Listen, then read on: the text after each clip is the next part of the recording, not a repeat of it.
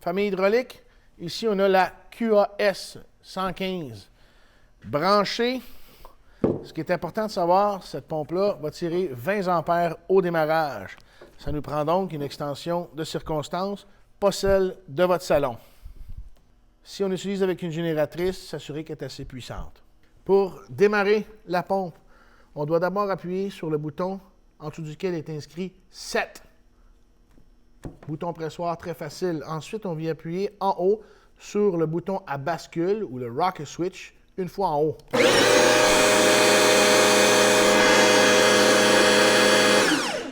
Si on n'a pas appuyé d'abord sur 7, elle ne démarrera pas. Pour l'éteindre, on a simplement qu'à appuyer une fois ici en bas. Quand on va utiliser la QAS avec l'outil hydraulique, on va appuyer et maintenir ce bouton-là lorsque l'outil serre, fait son travail. Quand on entend clic, on relâche le bouton en haut. Ajustement de pression.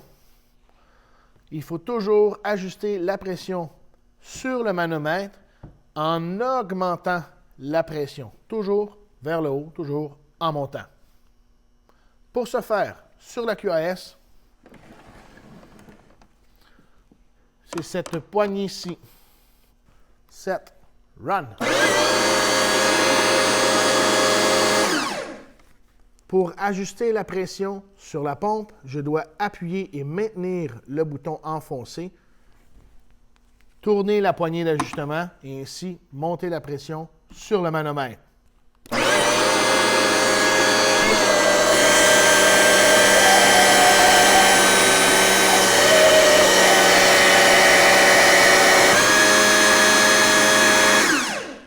Comme vous avez votre charte de conversion et qu'on sait exactement le couple à appliquer, on vient ajuster la pression avec la charte qui nous dit combien de PSI pour combien de livres-pieds. Ici, en exemple, on l'a ajusté à 5000 PSI. Sur notre charte de conversion, nous atteindrons donc un couple de 1610 livres-pieds. Toujours vérifier qu'on a bien la bonne pression indiquée sur le manomètre après l'avoir ajusté.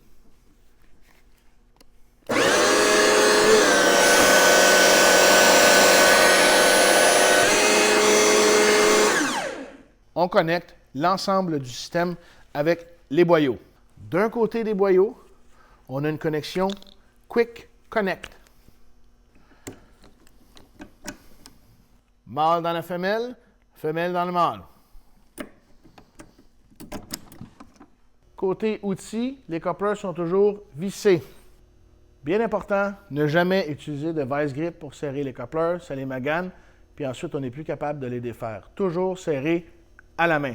Première chose, avant de mettre l'outil sur la flange ou sur notre équipement, toujours s'assurer de faire cycler le système. Ça veut dire quoi? Ça veut dire de le faire sous vide, à l'aige, pas sur mon équipement, pour vérifier que tout mon système fonctionne correctement. Comme ceci. Set, run.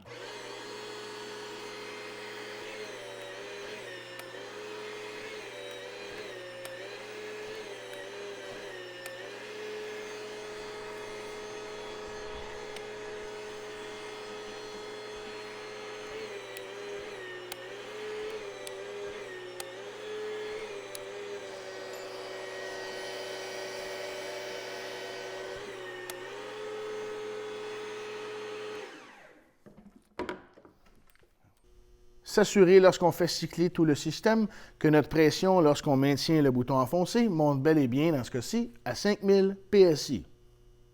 Maintenant qu'on a fait cycler l'outil, on peut venir l'insérer dans la bonne douille pour l'application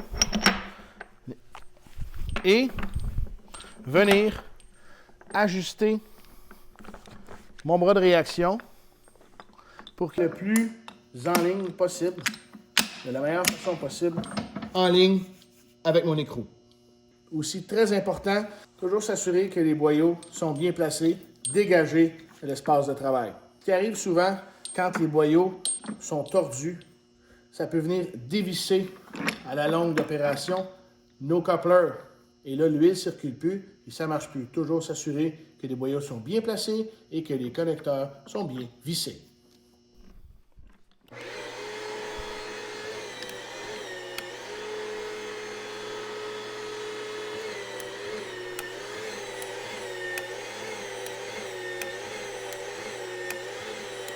Desserrage. Drive retainer, il faut inverser le sens du drive. Pour ce faire,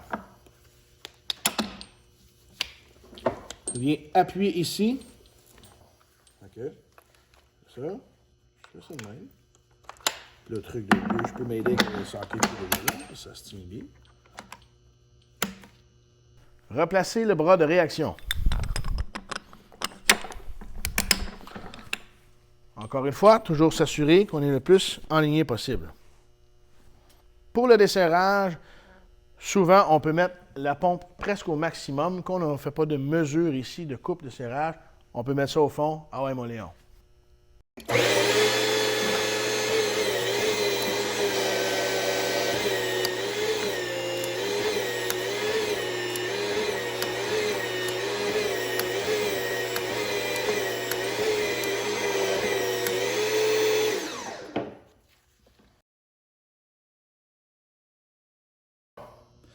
Si jamais l'outil reste pris en tension, je ne suis plus capable de le dégager. Ce qu'il faut faire, vous voyez le petit levier ici? J'appuie et je maintiens le bouton en pression pour que ma pompe développe la même pression qu'elle développait. Tout en maintenant le bouton enfoncé, je viens dégager mon levier ici et je relâche le bouton de la pompe.